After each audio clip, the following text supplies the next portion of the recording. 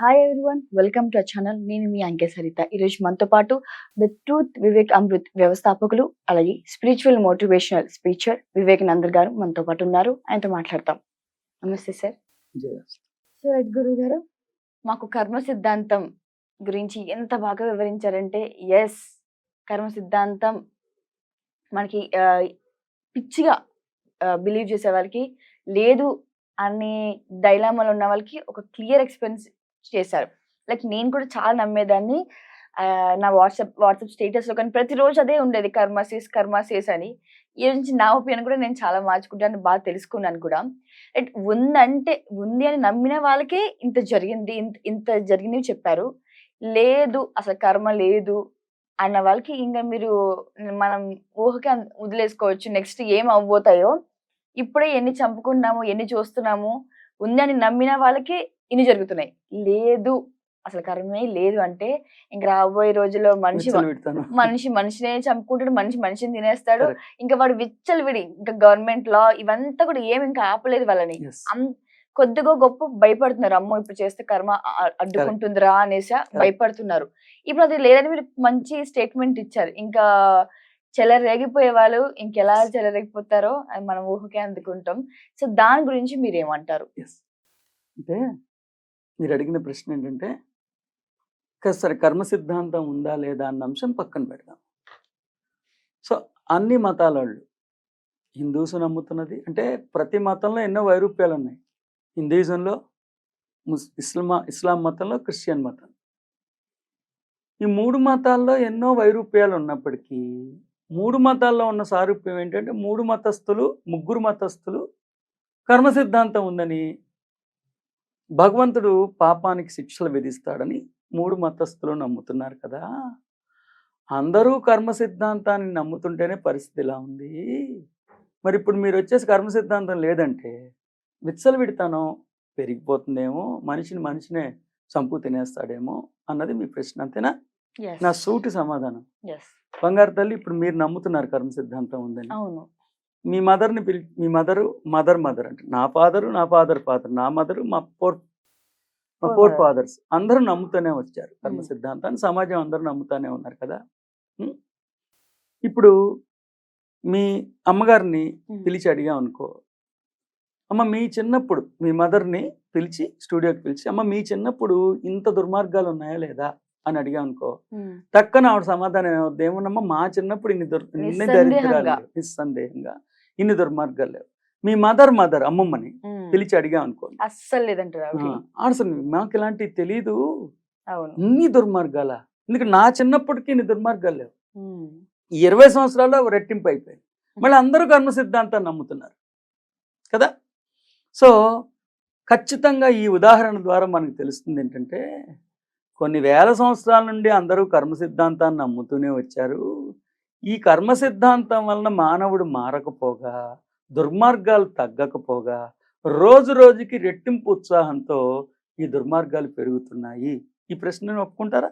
నా ఈ స్టేట్మెంట్ మీరు ఏకీపిస్తారా? కదా. సో మీ ద్వారా నేను చెప్తున్నా, ఇప్పటిదాకా లేని కర్మ సిద్ధాంతాన్ని ఉందని నమ్మించి భయపెట్టడం వలన ఈ సమాజానికి ఏ ఉపయోగం రాదు కూడా. నిజంగా కర్మ సిద్ధాంతం లేదు, అబద్ధం చెప్తే ప్రజలందరూ మారిపోతారంటే సత్యమేవ జయితే ఉండేది కాదు, అసత్యమేవ జయితే ఉండేది.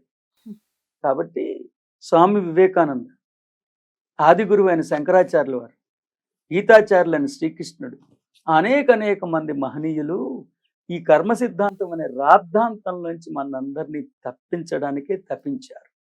ఆ క్రమంలోనే అద్భుతమైన జయ గ్రంథాలు ఉపదేశిస్తూ వచ్చారు.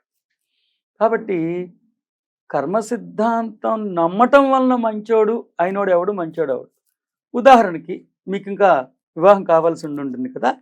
ఒకవేళ వివాహమై మీరు ఒక బిడ్డకి జన్మనిస్తుంటే, లేకపోతే ఒక జన్మనిస్తే, మీ బిడ్డ మంచివాడు అవ్వాలని దేవుడి దండం పెట్టుకుంటారా? మంచితనం నటించేవాడు అవ్వాలని దేవుడి దండం పెట్టుకుంటారా? మంచివాడు అవ్వాలని చేసుకుంటాం, అంతే కదా. మీరు ఒక బిడ్డకి జన్మనిచ్చినప్పుడు భగవంతుని ఏమని ప్రార్థిస్తారు? నా బిడ్డ మంచోడు అవ్వాలని నమస్కరించుకుంటారు. కానీ దేవుడా నా బిడ్డోడు మంచోడు అవ్వక్కర్లేదు, మంచితనం నటించేవాడు జన్మిస్తే చాలని అనుకోరుగా కదా. ఒక వ్యక్తి, సపోజ్ నేనే మీ ఇంటికి వచ్చా తల్లి, ఇది ఉదాహరణ సుమా. నేనే మీ ఇంటికి వచ్చా, మీరు ఎంతో గౌరవంతో ప్రేమతో నాకు భోజనాన్ని ఆఫర్ చేశారు. మేము భోజనం చేస్తుండగా మీ మెడలోంచి ఒక విలువైన గొలుసు నాకు కనిపించింది. మీరు పెట్టుకున్నారు, చక్కగా అలంకరించుకున్నారు. తల్లి ఎంత అయిందిరా ఈ గొలుసు అని అడిగారు. సపోజ్ మీరు చెప్పారు ఇది డైమండ్స్ సార్, ఇది ఒక 60 లక్షలు అయింది సార్ అని మీరు చెప్పారు. నేను వెంటనే మిమ్మల్ని అడిగా, అమ్మ నాకు అర్జెంటుగా 50 లక్షలు కావాలి, నేను బ్యాంకులో డబ్బులు కట్టాలి, కట్టకపోతే నా పరుగు పోద్ది, ఈ గొలుసు నాకు ఇచ్చేసి నేను ఏదో ఫైనాన్స్ తీసుకుని 50 లక్షలు అప్పు తీర్చేసుకుంటా. మరి నేను మళ్ళీ నీకు తిరిగిస్తానో తిరిగివనో సందేహపడదు, ఇదిగో నా ఆస్తి కాగితాలు, ఇది 4-5 కోట్ల రూపాయలు విలువైన ఆస్తి నీ దగ్గర పెట్టుకుని నాకు ఈ నగిమ్మని అడిగా. మీరేమన్నారంటే నేను ఇవ్వను, నీ ఆస్తి మీ దగ్గరే పెట్టుకోండి, నా నగ నేనే పెట్టుకుంటా, కావాలంటే ఈ 5 లక్షలు నా దగ్గర ఉన్నాయి, చక్కగా మీరు ఎంజాయ్ చేయండి, నేను మాత్రం నా నగలు మీకు ఇవ్వను అని చెప్పారు. నేను ఎలాగో అలాగా నగ మీ దగ్గర నుంచి కొట్టేయటానికి డిసైడ్ చేసుకుని, ఒకవేళ నేను మిమ్మల్ని హత్య చేసి ఆ నగ కొట్టేయటానికి ప్రయత్నిస్తూ ఉంటే ఈ లోపల నాకు పెద్ద పెద్ద రోగం, పెద్ద పెద్ద పాపం, చిన్న చిన్న పాపం, చిన్న చిన్న రోగం అని కర్మ సిద్ధాంతం పాట ఒకటి వినిపించి నేను మిమ్మల్ని చంపకుండా ఏం చేద్దామా అని ఆలోచిస్తున్నాను. అప్పుడు పాపం మీ అన్నీ తెలియకుండా మీరు అమాయకంగా నా దగ్గరికి వచ్చి, ఏంటి సార్ ఏం ఆలోచిస్తున్నారంటే, ఏం లేదమ్మా, నీకు ఎలా సహాయం చేయగలనా, నీకు ఎంత మంచి పని చేయగలనా అని ఆలోచిస్తున్నాను అని అన్నాను అనుకోండి. అప్పుడు మీరు పాపం ఏమంటారు, మీరు వివేక్ గారు ఎంత మంచివాళ్ళు అంటారు. కానీ ఇదంతా పూర్తిగా గమనిస్తే నేను మంచివాడినా, మంచితనం నటించిన నిజంగా నేను మంచివాడిని అయితే వచ్చే జన్మలో శిక్ష పడితే ఒక రకం, పడకపోతే ఒక రకంగా ఉండకూడదు. నైతిక విలువ అనేది ఉండాలి, అవునా? సో భయం వల్ల మంచోళ్ళు అయిన వాళ్ళు ఎవ్వరూ ఆ కొంచెం సేపే ఉంటారు. భయం తీవ్రత తగ్గంగానే వాళ్ళలో ఉన్న దుర్మార్గం బయటకు వస్తుంది. కాబట్టి మీ ద్వారా సాధకులకి, ప్రేక్షకులకి చాలా విపులంగా వివరంగా చెప్తున్నా. ఇప్పటిదాకా ఈ కర్మ సిద్ధాంతం వలన సమాజానికి ఒరిగింది లేదు, ఒరిగేది కూడా లేదు. లేని కర్మ సిద్ధాంతాన్ని ఉందని నమ్ముతూ మనం భయపడుతూ జీవిస్తున్నాము. మనం మంచోళ్ళం కాదు, భయస్థులం. కాబట్టి అంటే నేను చెప్పిన ఎగ్జాంపుల్ మీకు సరిగ్గా క్లారిఫై అయిందో లేదో. నిజంగా కర్మ సిద్ధాంతం ఉంటే ఒక రకంగా, లేకపోతే ఒక రకంగా చేయకూడదు. కర్మ సిద్ధాంతం ఉన్నా లేకపోయినా నాకు పిలిచి ఆతిథ్యం ఇచ్చిన అతిథికి అతిథిని దుర్మార్గంగా హతమార్చి నా అవసరాన్ని తీర్చుకోవటం ఏంటి? కాబట్టి ఇప్పటిదాకా జరుగుతుంది అదే. మనం లేని కర్మ సిద్ధాంతాన్ని నమ్మిస్తూ మన పిల్లల్ని భయభ్రాంతుల్ని చేయిస్తూ జీవిస్తున్నాం. దానివలన ఏ ఉపయోగం లేదు. అసలు మార్పు రావాలంటే ఏంటో తెలుసా తల్లి? సమాజంలో మీరు అనుకుంటున్న మార్పు రావాలంటే ఏం తెలియాలో తెలుసా తల్లి? అసత్యం వల్ల మార్పు రాదు, సత్యం వల్ల మార్పు వస్తుంది. ప్రతి ఒక్కళ్ళు సాక్షాత్తు ఆ దైవం స్వయంగా నేనేనని, నాతో పాటు జీవిస్తున్న వాళ్ళందరూ అంతే అద్భుతమైన దైవాలని, వాళ్ళ కులం ఏదైనా, మతం ఏదైనా, వాళ్ళ ఆర్థికమైన స్థితిగతులు ఎలా ఉన్నా, వాళ్ళ లింగ వ్యవస్థ ఎలాంటిదైనా, వాళ్ళ ఆలోచన సంవిధానం ఎలాంటిదైనా, నేను ఎంత అద్భుతమైన దైవమో వారు కూడా అంతే అద్భుతమైన దైవాలని అర్థమైనప్పుడు అక్కడ దాకా ఎందుకురా, మనందరిలో ఆత్మ చైతన్యం ఉపస్థితం అయ్యే ఉన్నదని, ఆ ఆత్మ చైతన్యానికి అతుల్యమైన అసమానమైన ప్రతిభ ఉన్నదని, ఆ ఆత్మ చైతన్యం యొక్క సామర్థ్యాన్ని నిజ జీవితంలో మనం వినియోగించుకోగలిగితే ఎటువంటి సమస్యనైనా పరిష్కరించుకోవచ్చని ఆ సంకల్ప శక్తి గురించి తెలిసినవాడు తన అవసరాన్ని తీర్చుకోవడానికి తన సంకల్ప శక్తిని వినియోగించుకుంటాడే తప్ప ఈ ఎదుటివాడిని దుర్మార్గంగా హతమార్చేద్దాం, దోచేసుకుందాం, దాచేసుకుందాం ఇలా ఉండనే ఉండదమ్మా. మీ పేరు మీదే కొన్ని వందల వేల కోట్ల ఆస్తులు మీకున్నాయనుకో తల్లి. సపోజ్ మీకు అన్ని వేల కోట్ల ఆస్తులు ఉన్నాయని మీకు తెలియదు అనుకోండి. అప్పుడు మీరు కాంతి ఇంకేదైనా తీసుకోవడానికి ప్రయత్నిస్తారు, ఇంకెవరినైనా మోసం చేయడానికి ప్రయత్నించవచ్చు, చేస్తారని కాదు.